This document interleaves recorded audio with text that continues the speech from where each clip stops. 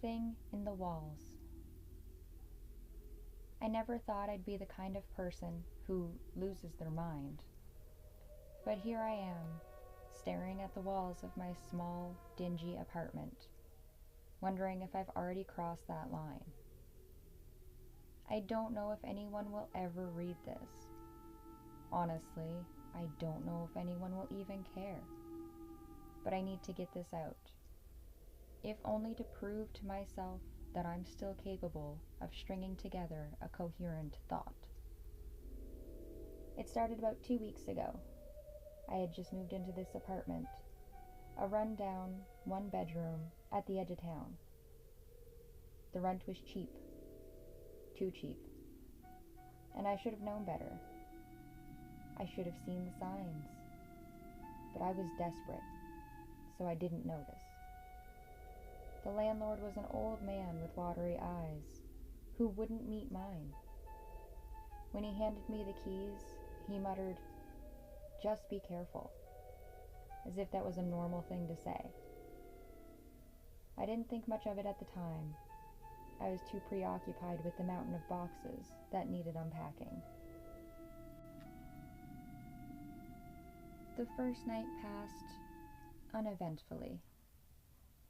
I was exhausted from moving, and I fell asleep almost as soon as my head hit the pillow.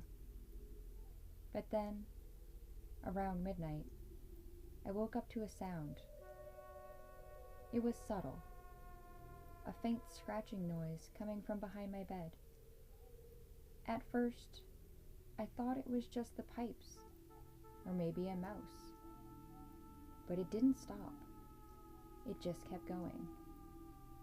A rhythmic, persistent scraping that set my nerves on edge.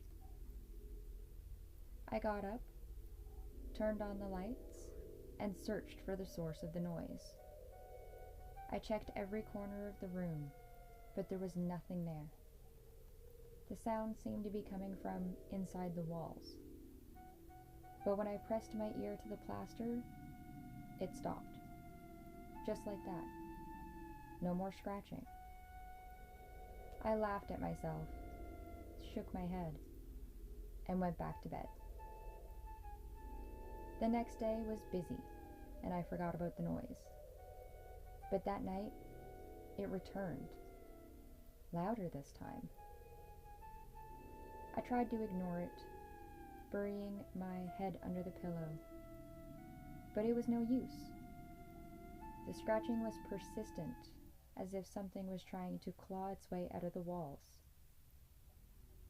I sat up, my heart pounding in my chest. "Hello?"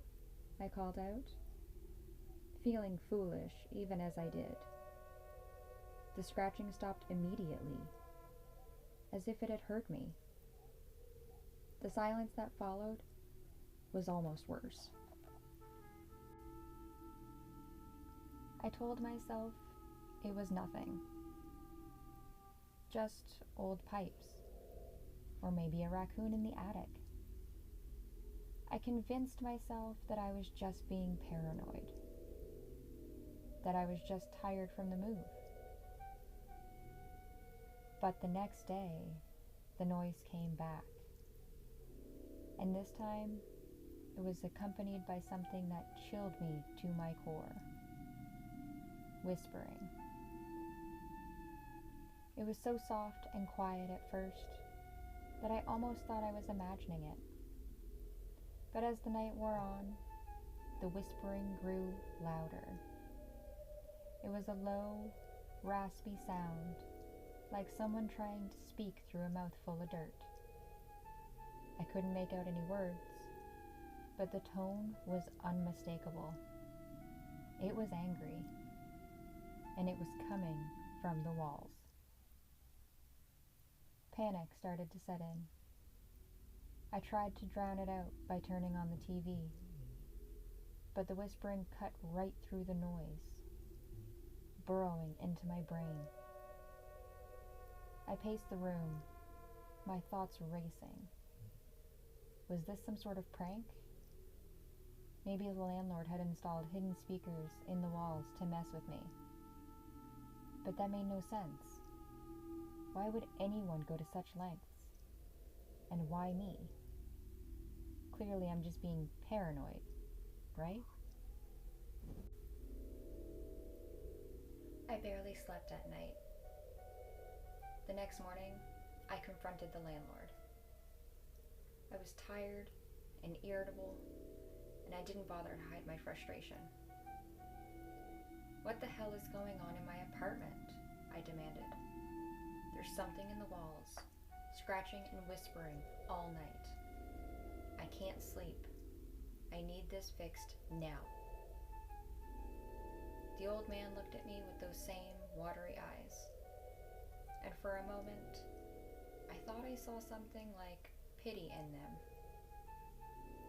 It's just the house settling, he said quietly. Old buildings like this, they tend to make noise sometimes. You'll get used to it. But I couldn't get used to it. Every night, the scratching and whispering grew louder, more insistent, and I started to sleep with the lights on, hoping that it would somehow ward off whatever was tormenting me. But the light did nothing. The noises persisted, drilling into my skull, until I thought I might scream. Then, about a week ago, something changed. The whispering became clearer, more coherent. I could make out words now, though they made no sense. They were fragments, disjointed sentences, like someone talking in their sleep. It's coming, the voice would say. So hungry, so dark. Help me. I tried everything to block out the noise. Earplugs, white noise machines, music blasted through headphones. But nothing worked. The whispers wormed their way through it all. A constant presence that I couldn't escape.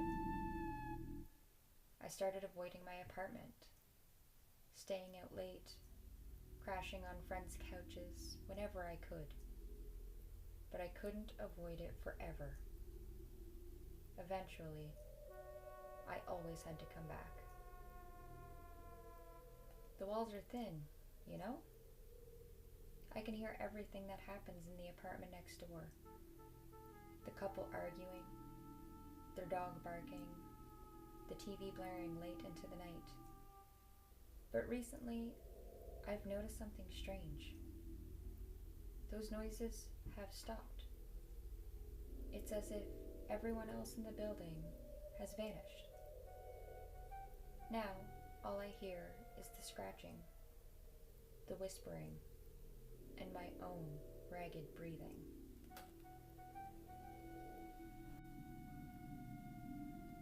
Last night was the worst. The whispering didn't start until well after midnight, and when it did, it was different. There was an urgency to it, a desperation that hadn't been there before. Run. Try to hide. It's almost here, the voice pleaded. It's coming. It's almost in the walls now. In the dark. But there was nowhere to go. Nowhere in the apartment I could hide. So I armed myself as best I could and waited. I didn't sleep at all. Just sat on my bed, clutching a knife I pulled from my kitchen drawer. My eyes darting around the room. The scratching was louder than ever, a frenzied scraping that made my skin crawl. And then, just when the sun started to rise, I saw it.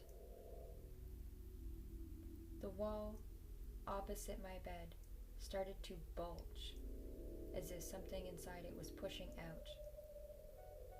I froze, unable to tear my eyes away. The plaster cracked and buckled, and a long, thin crack appeared in the wall, spreading like a spider's web. From within that crack, something oozed out, a thick, black sludge that smelled of rotten decay. And then I saw the eyes. They were small, beady, and they blinked at me from within the crack, peering out from the darkness. My breath caught in my throat. The eyes were followed by a thin, clawed hand, scratching at the edges of the crack, widening it. The thing in the wall was trying to get out. I don't know how long I sat there, paralyzed with fear, but eventually the hand withdrew and the crack started to close up, the wall knitting itself back together as if nothing had happened. The sludge evaporated, leaving no trace behind, but I know what I saw, and I know it will come back. I don't know what to do. I'm trapped here in this apartment with that thing. I can't leave. I've tried. But every time I step out the door, I find myself in the same hallway, staring at the same peeling wallpaper. It's an endless loop. It's like somehow I ended up in the back rooms or something. It's as if the building doesn't want to let me go. The scratching has started again. I can hear it now, even as I write this. It's louder than before, more insistent. The whispering, too. It's saying my name now, over and over in the same raspy, desperate voice. Let me in, it says. Let me in. I don't know how much longer I can hold out. I'm so tired, so scared. I don't know if I could take another night of this. The thing in the walls is getting stronger, and I'm getting weaker. I think I'm going mad, but still sane enough to notice, which is terrifying. I'm afraid that one of these nights, I won't be able to resist. I'll let it in. And I'm not sure how I know, but somehow I just know that when I do, that I'll be the one scratching at the walls, begging to be let out. Thank you for joining me for another 10-minute Tales. I hope you enjoyed my creepypasta type story. If you have any suggestions, please let me know in the comments down below. This story will also be posted over on my subreddit, r/NightmareKrys. Link is in the description down below as well. As always, please like and subscribe. New videos will be posted every Friday. And thanks so much for joining. See you next time.